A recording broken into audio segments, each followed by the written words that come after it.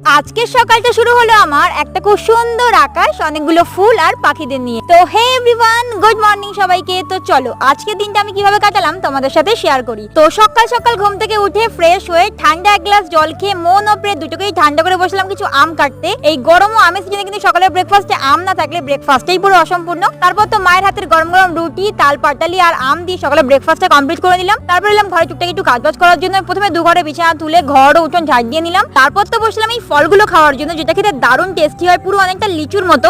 আচ্ছা তোমাদের ওখানে এই ফলগুলোকে কি বলে বলো তো? আমাদের এখানে কিন্তু এটাকে আঁশফল বলে। তারপর তো একটু বরফ দিয়ে স্কিন কেয়ার করে স্নান করে নিলাম। আর আজকে কিন্তু আমার এই বোনটার জন্মদিন। তো যাই হোক, তারপর তো সকালে মিলে খেতে বসে পড়েছি। আজকে বাড়িতে রান্না হয়েছিল কাতলা মাছের ঝোল। চটপট করে খাওয়া দাওয়া করে কিছু বাসন হয়েছিল সেগুলো মেজে ফেললাম। তারপর তো রান্না করে এসে দেখি মা এখানে অলরেডি বার্থডে স্পেশাল পায়েসও বানানো শুরু করে দিয়েছে। তারপর তো বিকেলে সব বোনেরা মিলে একটু ঘুরতে বেরিয়েছিলাম। তো এভাবেই আজকে দিনটা কাটালাম। দেখাবে পরে মিনি ব্লগে। আর সন্ধ্যাবেলার বার্থডে ব্লগটা কিন্তু দেখতে ভুলো না। তো দ্যাটস ইট, বাই বাই।